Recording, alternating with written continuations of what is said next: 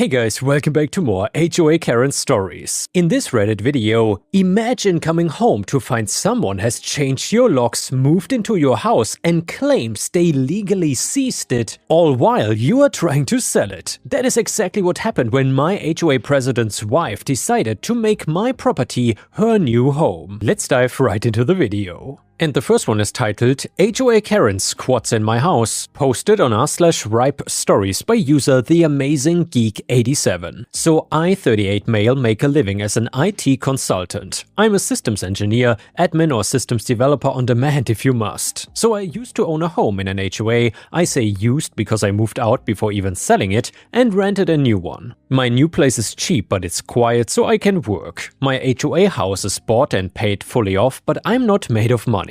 I will buy a new place once my HOA house sells. It is actually in a good neighborhood, good area, at least on the outside, to any prospective buyer. Before I go too deep though, let me preface some basic info. The HOA is voluntary, legal laws do not and cannot compel a person to join without severe consequences. This HOA knows this and are on good terms with me.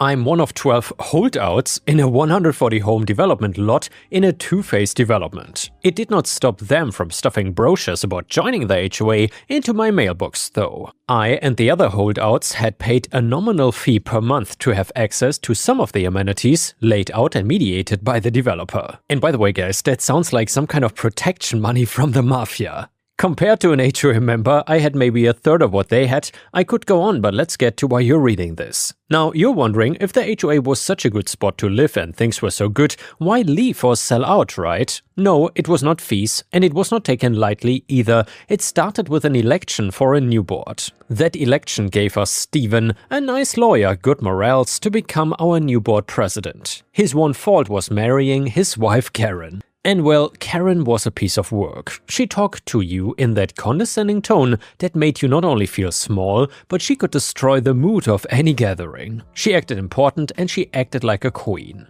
Prior to the events I'm gonna tell, Karen, upon moving in, had started up little cliques with the other ladies in the development. Groups of friends based on your husband's yearly salary, or the value of your home, or what your rank was of your husband. I know, petty, weirder, so as the only single person in the development, I was treated even more downwards. Karen, he's so miserable, cannot even get a girl. Karen's cliques continued to form and foster. She'd turn people on each other offline and pretend to be friends with everyone online. Over time, that changed as on the HOA's online group, Karen started attacking people and placing labels on them. Frankly, I get this elementary middle school bully vibes from her. What made my life miserable though was when Karen and her posse started to gang up on me. Karen, her friends and their husbands tried to ban me from using any facility or amenities of the development. Karen, you're not a member and it's members only to use the pool.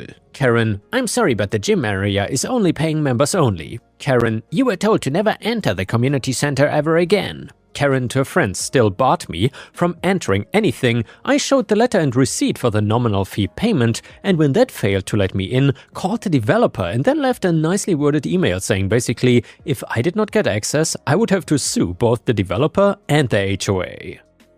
Someone must have talked to her because Karen went unseen and silent for days. Her harassment stopped for the time being, but when her husband became board president, Karen took on a whole new level of Karenness.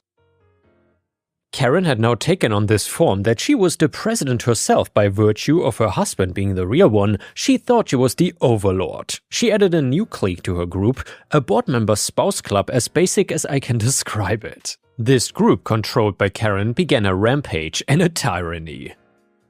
She used the line, well, my husband is the board president and a hotshot lawyer. We will see how you fare in that plan. Karen's group shut down events, private parties, and went after anyone who disgusted Karen. We, the non-members, were always at odds with Karen. If I was in the pool, Karen would walk over and she would say, you should be grateful I'm letting you relax here. I'm working closely with my husband and the developer.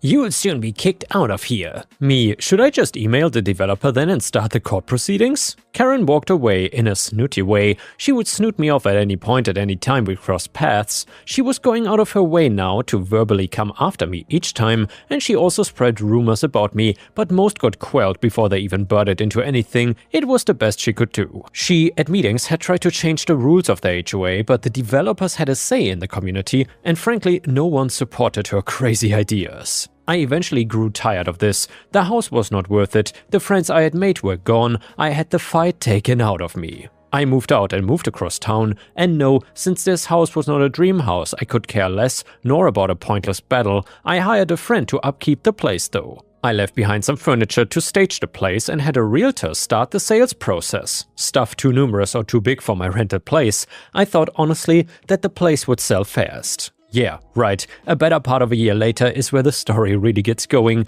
I was excited at the time. I'd seen homes start selling in the HOA, and I told my realtor to lower the asking price slightly, still making a good profit to the market value. I got some hits on a regular basis, and then the day hit. I got an irate call from my friend who seemed surprised that I had rented the place out.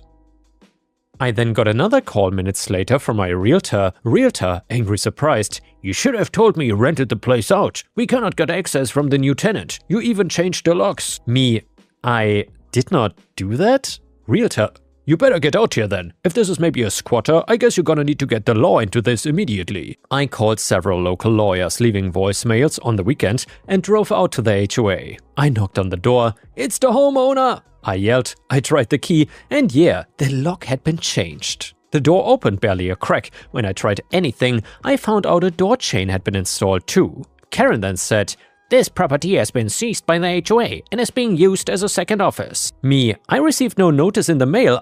Karen cut me off and closed the door. Angry, I walked back to the realtor. "Nancy, my realtor, can you cancel all your showings or postpone as many as we can?" Meanwhile, I tried calling the HOA offices. As this was not an office day, no one picked up. I called a few friends and they suggested that I call up Steven, the HOA president. Weirdly, he did not pick up. I, fueled by stories of horror on Reddit, sorry guys, feared for the worse. Monday came and several attorneys called. I first thought contacted the developer and the HOA. HOA office person, "At this moment we cannot comment on a matter we do not know about. I will contact the board and they will appraise you later."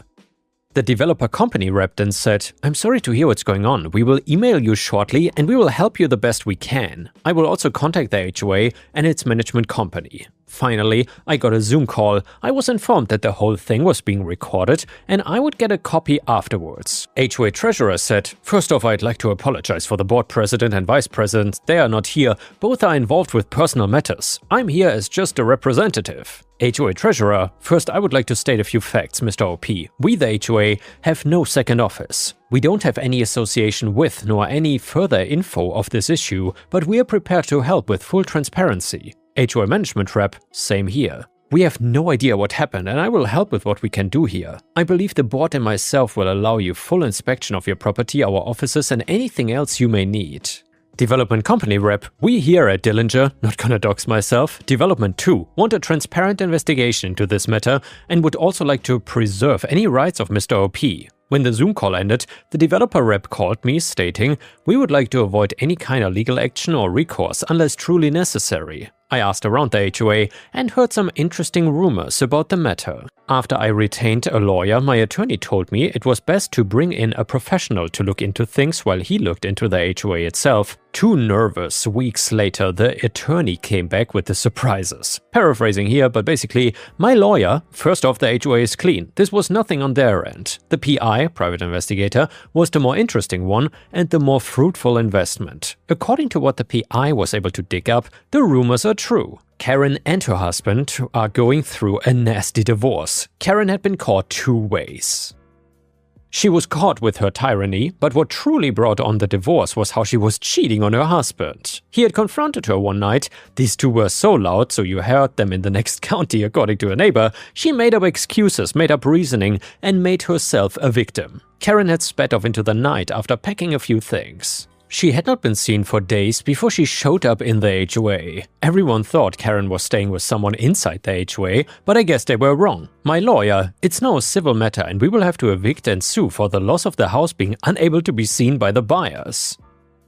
We took Karen to court. In court, Karen was interesting. Karen dressed and acted in the mannerism of a grieving woman. Karen faked tears. "Your Honor, I'm having a hard time today. My awful soon-to-be ex-husband of 15 years is on the brink of divorcing me over a misunderstanding. He's overreacting. And now Mr. OP is going back on his word. He verbally and written told me that he let me rent his home while he was away from the HOA. "He's breaking his word, Your Honor. He knows I have no money and he said I could live there for free. You're duty-bound, Your Honor, to protect me, a lady, from this." The judge said, "Madam, there's only so much the law can do."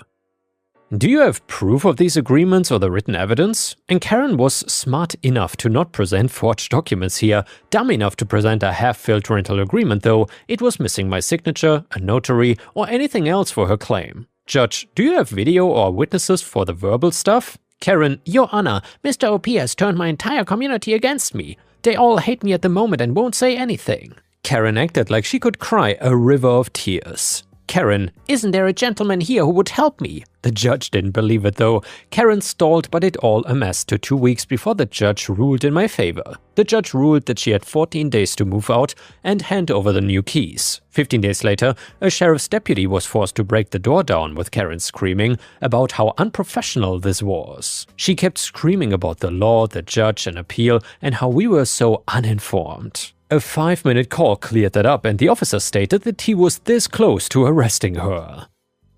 Karen fell apart and began to try to grab her things. Karen, "I'll have a truck come by to grab my appliances and furniture." Karen was referring to my things. So I thought she might try something like this, so I showed receipts to the deputy. "Deputy, Mrs. or is it Miss? Karen, that was your last chance. I'm gonna arrest you for the next tiniest lie you tell." Karen left sulking, and I took her to court again. Her lawyer argued this was some kind of revenge or vendetta that I had against her, though he had not been informed of my motive yet. I wanted my legal fees, compensation for damages to the house, the lock change, and just about anything I could tack on. Karen decided to go to trial. A locksmith, a maintenance worker, both testified that they helped her get inside my house. Karen had presented them forms showing the home seizure due to the non-payment of fines. My realtor showed all the missing showings scheduled. My lawyer had pictures of damage to the house itself, even minor ones, and I testified the pain and suffering. All in all, Karen was on the hook now for $22,000, and if you think this was peanuts for all the pain,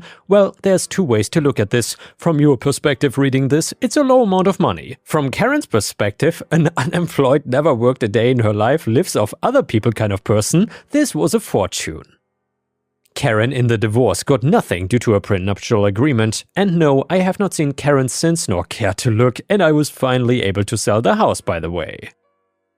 P.S. For those wondering about Karen's affair, the rumors and the PI got most of the info, but it really boiled down to this. Karen had another guy on the side whom she supported financially with her husband's money. Her ex became suspicious, according to what the PI found out when started seeing money being skimmed out of their investment accounts, just small amounts underneath the interest value. It's kind of like going to your bank account expecting growth but never finding it. Karen's ex had a PI look into the matter, and bingo, grounds for divorce. And yeah guys, if you want to share your own stories with me, please post them on r/ripe stories on Reddit, because there's a good chance that I will read them in a video. The next one is titled, "Try to drag me across the world to blame me for your failures? Get left high and dry." And this one is a fantastic revenge story. So this is unfolding basically in real time, but we are near the end of the story now. The story is a bit technical in nature, but I've tried to spare as many details as possible. My company does industrial software globally, which involves multiple modules interacting with physical processes. Projects often involve installation and testing locally, but my team's part is able to be deployed and tested about 90% remotely. There was one project in North America where my team's software was deployed months ago, and we've only had to deal with fairly minor bugs since then. However, the project overall is running really late and the local team is struggling hard. So 3 weeks ago they asked me to fly out about halfway across the world to help fix it while I finish off that last 10%. I arrive and find that the other key software module in the system barely works, but the people on site who are supposed to be working on it, instead of knuckling down and fixing it, have basically been blaming everything else. Talking to the other team members, these guys have me spend the past month blaming the mechanical and electrical designers, fitters and technicians, often without real basis. When I arrive, they seem happy that I'm there to help fix things, but about a week later, shock to nobody, they start trying to blame me for their problems as well. I tolerate this for about a week, explaining to them how the system should work. I was a key designer, collecting logs and evidence of the problems and performing root cause analysis to help them locate the problem with their code. It doesn't stop them from trying, but it keeps my hands clean and makes progress to me going home. Then last Friday, I get a baffling email from the group of them. Apparently, they had met at a time where the project manager knew I was not available and constructed an elaborate theory about how the software I was responsible for was doing the wrong thing and convinced the PM, who is non-technical, into backing them. In a call to discuss it, I was told by the PM that I was responsible for collaborating with the team to fix this issue, which had resulted in delays to project milestones. I try to explain my side but get shouted down in the call. I experience a very powerful moment of clarity about what is happening and immediately change my strategy. That shift, I explain again that I consider the issue to be unlikely and demand to see hard evidence backing this claim. They cannot produce anything beyond the data at this breakpoint is not what it should be, which I explain is not conclusive as it could still be the fault of their code. I then spent half the shift trying to replicate the problem and capturing network traffic logs between the two systems, the interface where these systems interact, but no matter how hard I try, I cannot replicate it.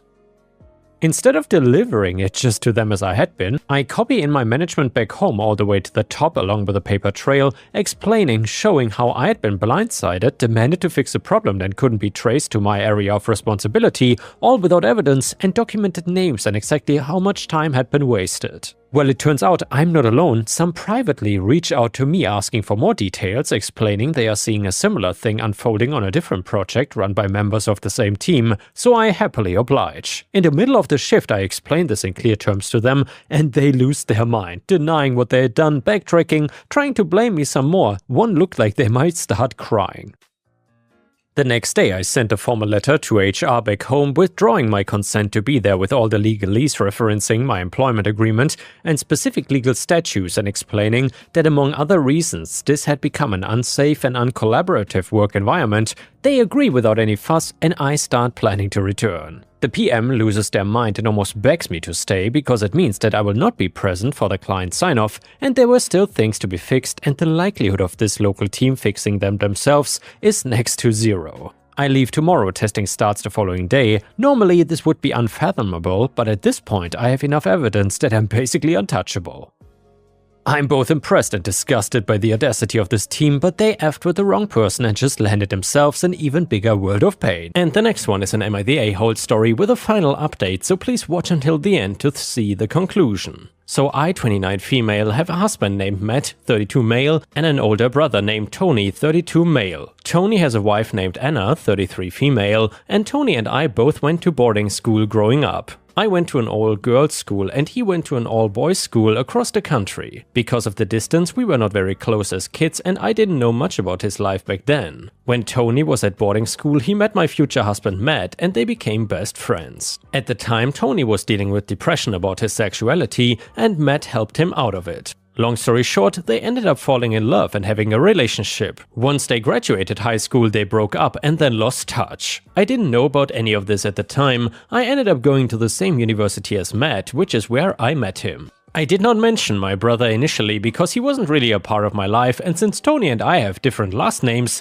the three of us didn't put the pieces together until a family gathering a year later. I'm not gonna lie, it was tough at first for everyone involved, but eventually we were able to get past it and Tony and Matt became best friends again. And then Matt and I got married 3 years ago. When I met Tony's partner Anna for the first time, I privately asked Tony if he told her about his history with Matt. Tony said it was still a new relationship and he would tell her when they were more serious. Now, Tony and Anna are married. Since Tony and Matt are so close, they often go on boys' trips with just the two of them. They took one of these trips this past weekend and everything was going fine until I got a call from Anna asking if I knew where Tony was. Apparently, he told her that he was gonna see our parents, but she called them and he was not there. I told her that he was on a trip with Matt. She got upset and asked me if there was something going on between them. Thinking she already knew because she and Tony are now married, I told her not to worry because Matt and Tony's romance ended in high school. That is when I found out that Tony never told her.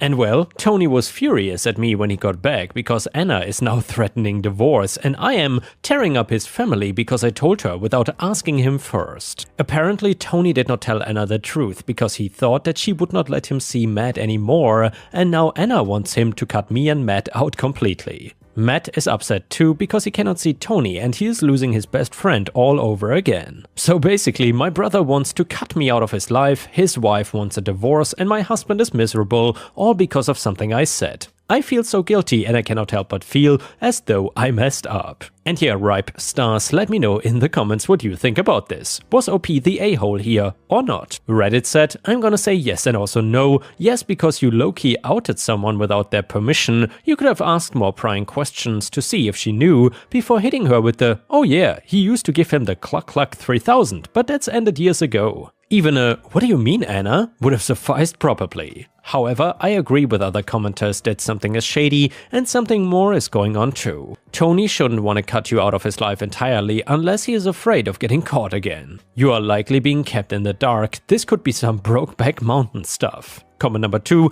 I cannot even make a judgment here, but I'd be concerned if I was you. The fact that your brother repeatedly lies to his wife about his guy trip with your husband makes me think you both are in the dark here and it's more of a Brokeback Mountain situation going on. Update, I was not at all expecting my last post to get so much attention. To say that the comments were a wake-up call is an understatement. Many people wanted an update, so here it is. Basically, after I gave my husband space, I confronted him about his trips with my brother. He agreed to be honest with me about their relationship. As some of you suspected, Matt knew when we first met that I was Tony's sister and started dating me to get close to Tony again. He claimed that in the first year of our relationship, before he reunited with Tony, he genuinely fell in love with me. When Tony saw us together, he admitted to Matt that he still loved him and was distraught when Matt said that he didn't feel the same way. Eventually, they made amends and became close friends again. Around the time Matt married me, Tony fell into a deep depression. That's when the trip started. Matt told me that initially he was just supporting Tony as a friend, but Tony broke down on one of the trips and confessed that he never stopped loving Matt and was lying about the trips to his wife because he felt guilty and also why he never told her about their history. He begged Matt to keep this a secret to protect their relationship. According to Matt, nothing physical ever happened between them. I pushed him on why Anna thought there was something going on, and Matt eventually admitted they were having an emotional affair. A few months ago, Anna overheard a phone call between Tony and Matt that made her suspicious, so she went through Tony's phone and confronted him about some things she found. No hard proof, but enough to make her uneasy. She told Tony that she didn't want him hanging out with Matt anymore, but he did anyway until I accidentally ratted him out. My brother and sister-in-law have totally cut contact, so I don't have anyone to corroborate my husband's story. I still don't know how much of it I believe. If it's true, I don't know why Anna never told me anything. The whole thing sounds too ridiculous to be true, but for now, it's all I have. Matt has apologized non-stop and wants to work through this, which I cannot even think about right now. The past couple of weeks have been awful. Matt moved out and we both agreed that we need distance before making any decisions about our marriage, but I don't see us coming back from this. I don't think I'll ever be able to trust anyone again.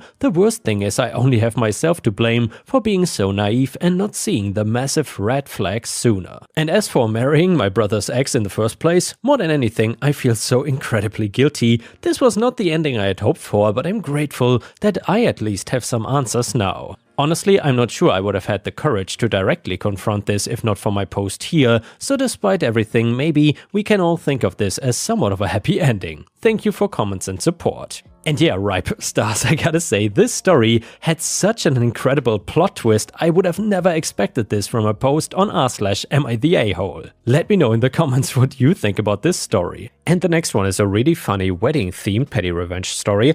And it starts like this. So my half-sister Sarah and I never really got along. We both are 23. My father left my mother for her mother and we were born the same month, 20 days apart. It has always been weird. It doesn't help that Sarah's mom hates me and my mom, and by extension Sarah and I didn't have the best relationship. She has always tried to one-up me, even though we both have a similar economic background. I can give examples of this, but for the sake of the word limit I won't write them here. So now my fiancé and I got engaged last month and had our engagement party this Saturday. We had planned it originally as a casual formal event, nice dresses but not the "I'm going to the Met Gala ball" nice. More like we're going to a fairly nice restaurant, nice but nothing more. Anyway, my cousin hits me up saying she has to show me something. It was the picture of a dress that Sarah was gonna wear to the party. And this dress, oh my god, it can only be described as opulent. It was long, white, had diamonds, and so on.